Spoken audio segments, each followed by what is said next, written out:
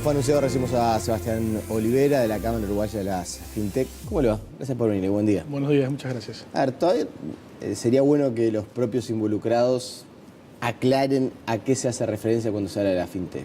Bueno, es bien importante esa aclaración para partir con una explicación correcta. La FinTech es un término inglés que hace mención a la conjunción de finanzas y tecnología y se refiere principalmente a las empresas de servicios financieros que incorporan la tecnología a su oferta de servicios tradicional o bien generando nuevos servicios o mejorando servicios que en la actualidad ya existen.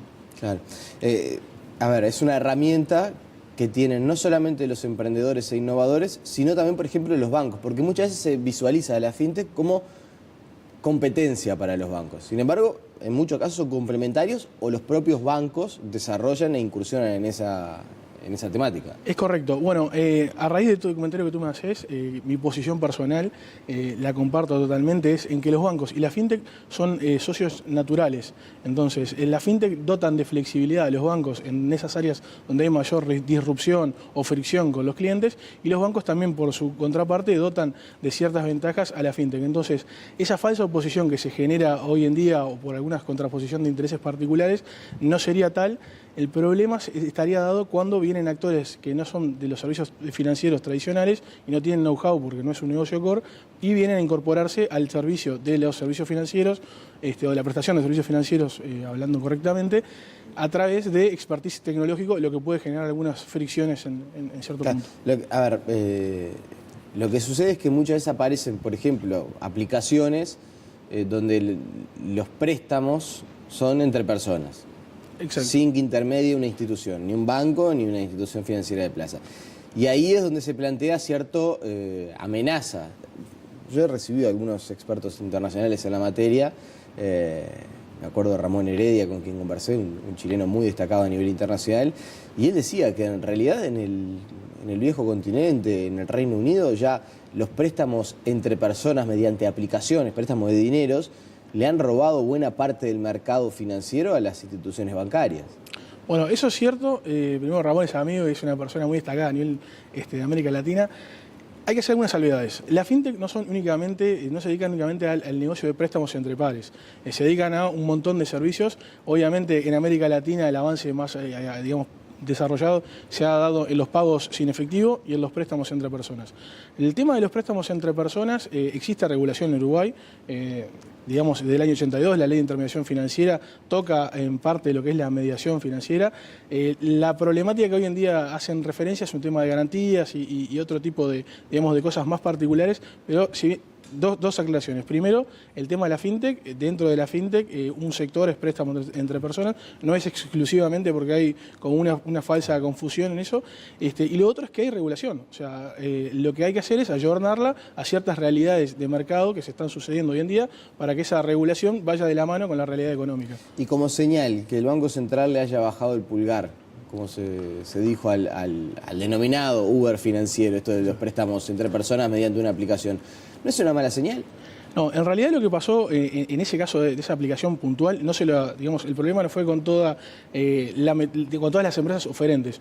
Fue por una cuestión puntual de cómo estaba estructurado ese negocio, y el Banco Central lo que hizo fue una observación. La compañía tomó esa observación y readaptó su estructura de negocios para poder seguir funcionando. Entonces, esa primera aclaración es importante.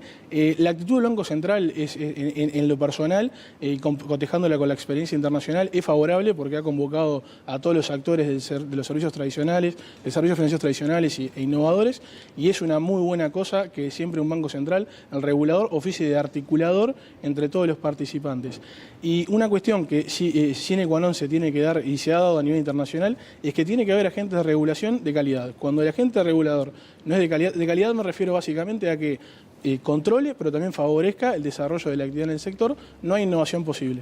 Claro, pero hay que pensar que esta realidad de, no sé, yo tengo 50.000 pesos, pongamos un X, ¿no? Tengo 50.000 pesos que la verdad me sobran, no, los tengo guardados, los quiero invertir, no sé bien qué hacer con ellos. Y tengo la posibilidad de prestárselo a alguien que necesita 50.000 pesos para hacer un negocio. Tengo que empezar a pensar que el mundo va a que si a mí me sobran 50.000 pesos y alguien necesita 50.000 pesos, yo se lo voy a poder prestar y obtener una ganancia por ese préstamo. Es decir, que no el que necesita 50.000 pesos tiene que pensar exclusivamente en que tiene que ir a una institución financiera para conseguirlo? Bueno, hoy en día esa respuesta está condicionada a un montón de factores más bien sociales que propios de la realidad de los servicios financieros. Esta herramienta de la fintech, en este caso en particular, es una herramienta más dentro de una cartera de inversión que las personas pueden tener. Entonces, la persona puede recurrir a un banco o puede realizarlo digamos, de forma particular entre personas. Lo que pasa es que por ciertos patrones conductuales, que sobre todo los millennials, los famosos millennials, que para el 2025 van a ser el 75% de la población mundial, tienen otros patrones conductuales y de consumos que hacen que a la hora de realizar sus decisiones de consumo, de inversión, de relacionamiento, recurran o se basen más en temas de economía digital que sobre los medios tradicionales. Claro. Y en Uruguay, ¿cómo estamos con el tema del desarrollo del pago vía celular, de adquirir entradas también por métodos digitales? No sé, yo tengo la impresión que, a ver, yo entro justito ahí en el borde, pero dentro de la generación millennial. Y sin embargo hay veces que me resulta difícil. O sea, siento que no es del todo accesible con relación a lo que debería ser, más allá de que yo utilizo el celular para pagar la factura, que en la mayoría de los casos trato de aprovechar la tecnología. No sé, siento que muchas veces las aplicaciones en Uruguay o ese tipo de intermediación financiera para el pago vía digital no está del todo accesible para la población. Bueno, es bien interesante el punto que tú destacás, porque hoy en día el acceso al smartphone, lo que se conoce como el smartphone, es muy práctico y es muy sencillo. Entonces, a nivel de Uruguay tenemos grandes desarrollos tecnológicos en temas de pago, como puede ser Paganza o estas aplicaciones que tú me referías de préstamos entre personas como Presta, Inversionate, Socius. Entonces, hay un desarrollo que está al nivel de los desarrollos internacionales. Luego tenés el costo de adopción, lo que sería, digamos, cómo las personas recurren a ese tipo de servicios. Y ahí entra todo un tema de patrones de consumo, facilidad del acceso, digamos, normativa, que es lo que hablamos hoy, recientemente. Si tú te fijas en los desarrollos fintech, se basan en sobre todo la sencillez y la practicidad en servicios que a priori tienen ficción. Entonces, eso en Uruguay se ha entendido, los desarrollos han transitado por ese camino, están disponibles, quizás hay un tema más de difusión o de hábitos de consumo. Uruguay es una población que por una cuestión demográfica tiene ciertos patrones, digamos, distributivos hacia una población envejecida. No empero, el uruguayo es uno de los ciudadanos que tiene mayor facilidad de adopción de nuevas tecnologías. Entonces, a nivel nacional, de desarrollos nacionales, estamos muy bien desde lo técnico, en condiciones de uso tenemos para seguir avanzando, y una particularidad que he notado producto de la relación con otras cámaras fintech es que hay muchos productos uruguayos que se destacan a nivel internacional, no solo en América Latina, sino a nivel internacional. Me interesa eso de que tenemos facilidad para acceder a nuevas tecnologías. Insisto con lo que yo decía, a mí me parece, y las uso, las aplicaciones. Ahora, veo por ejemplo, no sé, una de las que mencionaste, Paganza, hay 5 o 6 bancos disponibles. Hay otros bancos que no están disponibles para la utilización con esa aplicación. Después, cada uno de los bancos puede tener por vía suya la aplicación y uno puede comprar una entrada a través de Red Tickets o de Ticantel, pero piden un PIN que de repente no siempre es fácil de... O sea, no veo que sea un sistema pensado para que le resulte sencillo al usuario, al que le interesa, el que se involucra, el que se informa, el que llama, ese puede llegar a utilizarlo.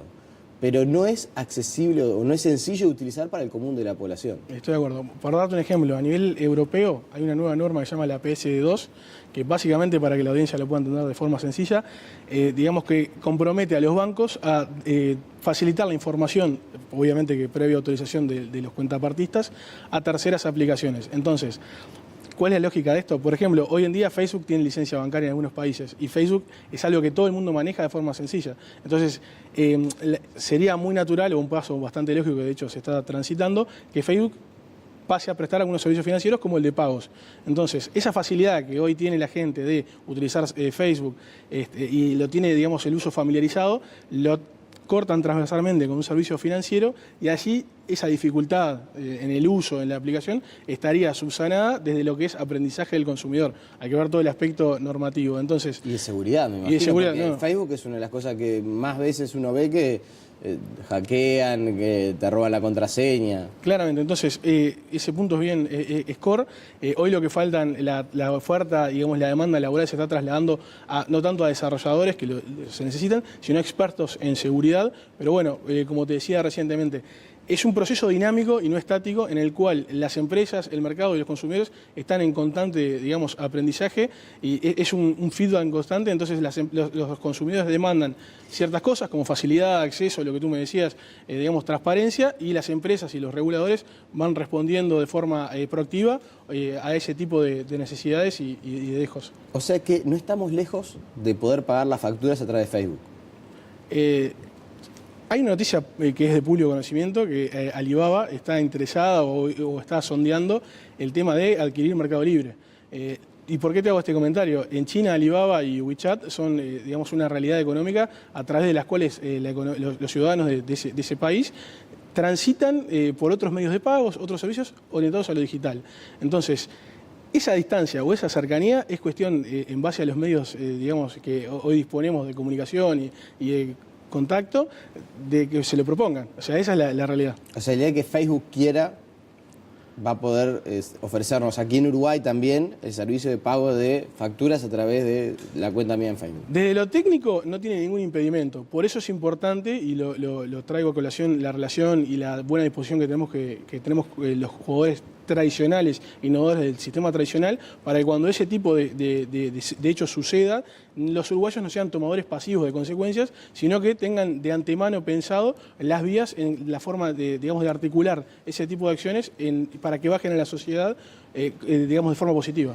Ahora, nosotros estamos hablando de lo que pasa en el mundo. Facebook, Alibaba. Está claro que en cuanto a lo que sucede en el mundo desarrollado, o de avanzada, llamémosle así, hay cuestiones que ya están fuera de discusión. Ni se gasta tiempo. O sea, no sé si en algún lado alguien intentó impedir que Facebook pudiera pagar facturas a través de la cuenta de Facebook. Cuando usted, como presidente de la Cámara Uruguaya de la FinTech, ve que aquí en el Uruguay se discute, se habla, se hace referencia a la posibilidad de un plebiscito sobre el tema de la inclusión financiera y la obligatoriedad o no de ello, ¿qué es lo primero que se le viene a la mente? Bueno, es una pregunta compleja, la cual no voy a evadir. El tema es el siguiente. Como le dije hoy, sin agentes reguladores de calidad no hay posible innovación. Entonces, primero y principal, es buena cosa que como política de Estado haya normas que regulan temas de inclusión financiera. Entonces, en América Latina hay una realidad, hay un estudio del BID que habla de que el 49% de los adultos no tienen acceso a una cuenta bancaria. Eso es bien importante en términos de inclusión y desarrollo social. Entonces, en el momento de ver cómo la ley se articula con la operativa de la realidad, ahí es donde surgen las asimetrías.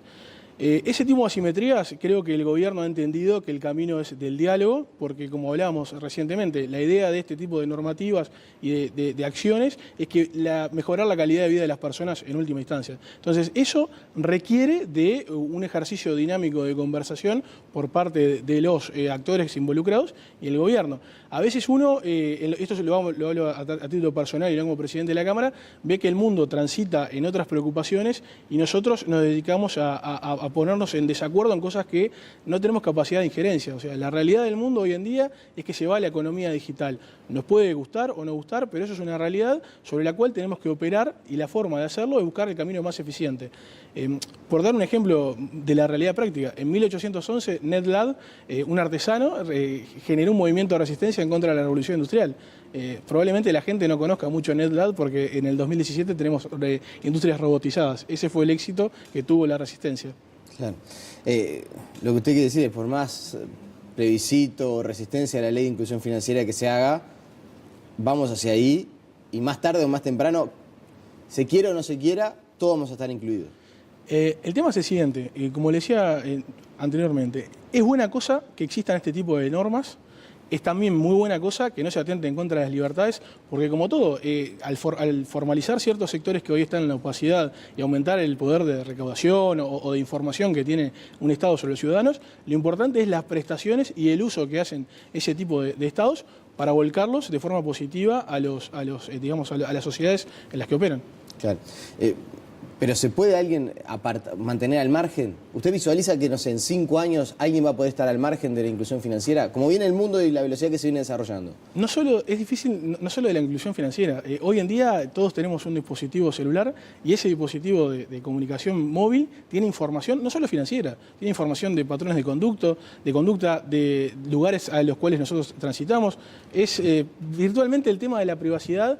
Es una preocupación, digamos, real en todos los sectores de mercado, no solo en el financiero, que hoy en día la vida transita, digamos, por el celular. Hay un estudio del Banco Mundial que habla de que el 83% de los millennials tienen una cuenta de Facebook. El 81% de estos millennials pernoctan con el celular al lado. Entonces, ese tipo de conductas que hoy son una realidad hacen que difícilmente una pueda no estar sistematizado de alguna forma. Claro. El presidente del Banco Central hizo referencia hace no mucho tiempo, una disertación, a que iba a empezar un plan piloto en cuanto al billete virtual aquí en el Uruguay. ¿Ustedes están participando de alguna manera de esa iniciativa, de ese plan piloto? ¿De verdad podemos pensar que Uruguay tenga una moneda virtual? Te voy a cambiar la pregunta. Estonia está trabajando para sacar el Estcoin, que es uno de los primeros estados en el mundo que está generando su propia moneda virtual. Y uno dice, Estonia. Bueno, Estonia es un país que luego de ciertos hechos históricos digamos, que acaecieron en ese país, entendió por dónde transita el mundo y los pasos que tiene que dar. Puntualmente nosotros no estamos participando directamente en el proyecto de hacer la moneda virtual en el Uruguay. Sí contamos con expertos en la Cámara y obviamente tenemos contacto con el Banco Central, con el Ministerio de Economía y estamos a disposición para colaborar. Como te decía, hoy en día el grado de éxito que los países quieran tener depende de las decisiones y de la voluntad que tengan. Ahora, ¿qué representa? ¿Qué significa que vayamos a tener una experiencia piloto en una moneda virtual? Bueno, ¿Qué es el Estcoin para Estonia? Exacto. Básicamente, lo que todo este tipo de desarrollos de criptomonedas lo que tratan de hacer es, nos tenemos que remontar a una clase de economía, pero para hacerlo breve, las criptomonedas son una alternativa al dinero fiduciario. El dinero fiduciario hace mención a que, digamos, el activo que respalda esas monedas es la confianza. Entonces, luego de ciertas crisis que han sucedido en el mundo, la gente busca otros refugios de valor, metales preciosos, inversiones, dinero fiduciario, y las criptomonedas surgen como, digamos, una opción a ese tipo es una herramienta más dentro de una, digamos, canasta de medios de pago, activos, ese tipo. Para que podamos entender, no sé, el que tiene dinero y quiere invertirlo, puede comprar un inmueble, puede comprar oro o puede comprar un Bitcoin, que es una moneda virtual. Exacto. Que también cotiza y que también tiene un determinado valor X con relación a el dinero en efectivo. Exacto. Para hacerlo de forma sencilla, hoy es un medio de pago más. O sea, si usted, para dar un ejemplo muy puntual, en algunos lugares turísticos, en donde reciben mucha afluencia de público asiático, se está replanteando el tema de aceptar el Bitcoin como moneda de pago, porque el no tenerlo los excluye de cierta, digamos, de cierta población, sobre todo proveniente de China o de turismo, que impacta directamente en la ecuación económica de esos establecimientos. Entonces, hoy en día es un medio de pago más, el cual, digamos, complementa al medio de pago, al dinero físico. Entonces tiene muchas ventajas, como que, digamos, los costos intrínsecos al almacenamiento, emisión y todo tipo de cuestiones que tiene el dinero físico se sortean, y tiene otras ventajas, como básicamente cuestiones de seguridad, sobre todo, y más operativas. Y una cosa bien importante que corresponde destacar es que el mundo, vuelvo sobre lo mismo porque es bien importante, el mundo está yendo hacia un rumbo. Entonces, nosotros como país no tenemos capacidad de injerencia sobre ese rumbo, sino lo que tenemos que tratar de hacer es tomar las acciones que nos logren insertar de una forma eficiente en esa, digamos, en esa dinámica. Claro, pero aprovechando la expertise que usted tiene, ¿qué sería una moneda virtual uruguaya? Es decir, no sé, en la pizarra deberíamos ver el precio del dólar, el precio del euro y el precio de la moneda virtual de Uicoin, por decirle algo. Claro, Urucoin podría ser. El tema es, puntualmente, habría que ver, digamos, qué aceptación primero tendría en el mercado nacional e internacional como refugio de valor o como medio de pago. Las implicancias técnicas o operativas puntualmente serían trabajar sobre los costos que tiene la emisión de dinero físico. Es decir, tratar de bajar lo que se gasta en emitir billete papel moneda, y empezar a migrar lentamente hacia la moneda virtual. Exacto. Esa es una de las aristas. Otra cosa, la cuestión bien interesante, es que se habla de que el dinero físico, en algunos casos, es pasible de legitimación de activos provenientes de actividades delictivas o financiamiento de terrorismo o ese tipo de actividades espurias, que a través de criptomonedas es más sencilla lograr la trazabilidad del origen de esos fondos y es una forma también de combatir ese tipo de actividades. Y ya eso, lamentablemente se tiene que ir terminando la entrevista, pero hay que pensar que en un mediano plazo el billete físico, la moneda como la conocemos hoy va a desaparecer. Bueno, hoy en día a nivel internacional hay países que se están planteando ser economías cashless, o sea, sin efectivo. Hay países del primer mundo como Alemania en el cual el efectivo sigue manejándose, digamos, como moneda fuerte. El tema es, personalmente, yo pienso que la digitalización de la economía va a llevar más tarde o más temprano que los medios físicos vayan teniendo un desuso, pero más por un tema de adopción y de patrones de consumo que por temas económicos. Entonces, no sería alocado pensar en un futuro en el cual la virtualidad no solo se ocupe de la economía, sino de otros aspectos de la rutina diaria de las personas, ¿verdad? Usted dice, más porque el consumidor no quiere tener dinero físico y lo que quiere es pagar todo con tarjeta y llegar y poner su clave, y que por un tema de que se resuelva no utilizarlo más. El mercado siempre va a una velocidad mayor a la regulación, a los desarrollos. Entonces, hoy en día lo veo con mis colaterales etarios, o mismo cuando personalmente me toca viajar a otros países en donde los desarrollos virtuales o digitales no son tan, digamos, no están tan desarrollados, por la redundancia, uno se siente como ese resquemor en el caso de decir, uy, tengo que cambiar dinero, tengo que ver, contar si esta moneda que me dan es válida o no es apócrifa. Entonces, ese tipo de estrés que al consumidor le genera, no se estaría dejando de lado a través de ciertas herramientas que, por ejemplo, hoy a través de un celular uno puede contratar un medio de transporte en Uruguay y si esa compañía de transporte está en Argentina, en Paraguay u otros lados, se tiene que estar olvidando de pensar, a decir, bueno, tengo que cambiar dinero para desenvolverme en otra economía de la cual no conozco. Entonces, todo ese tipo de decisiones que generan cierto estrés o incomodidad o una inversión en tiempo que puede ser sorteada a través de la digitalización o de otra oferta de servicios, va a ir dejando lugar a ese tipo de adopciones, ¿no? La última. ¿Qué es lo último, lo más innovador? Eso que usted va por el mundo y encuentra y dice, bueno, esto realmente es increíble, impensado, y en algún momento quizás pueda llegar al Uruguay. Bueno, en términos de tecnología, estoy muy asombrado cuando uno va al aeropuerto de Singapur y lo atiende un robot. Eso es realmente algo que me llama la atención y hasta es un poco chocante.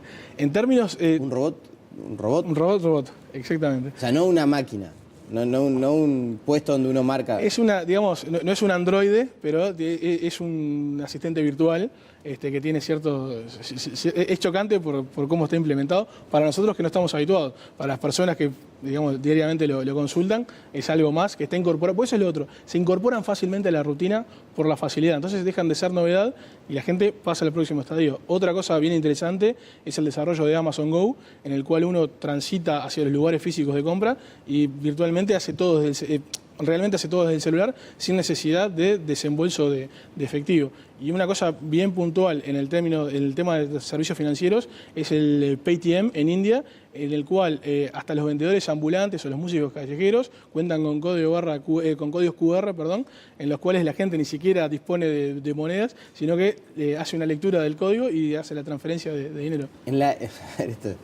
la India, a un artista callejero, en la India, que nosotros pensamos que son muy subdesarrollados con relación a nosotros. O sea, pues esa es la creencia que nosotros tenemos. Usted dice que en la India un artista callejero está tocando el saxo y yo con mi tarjeta le puedo... Pues el Paytm ese no es que uno introduce la tarjeta, sino que directamente la pasa, sí. Con el celular, con el código. Con el celular, ahí va, lo identifica en realidad y con eso ya se puede dejar la propina del artista callejero. Lo bueno de los desarrollos tecnológicos es que acaban con todos los juicios de valor.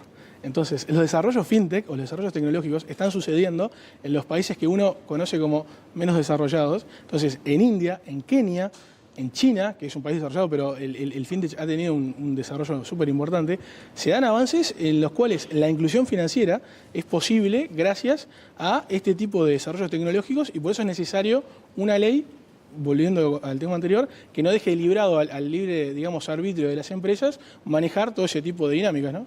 Sebastián Olivera, agradecemos su presencia y bueno, seguramente lo seguiremos convocando para conversar de estos asuntos. Muchas gracias y buenos días a la audiencia. La pausa y seguimos con muchas más noticias.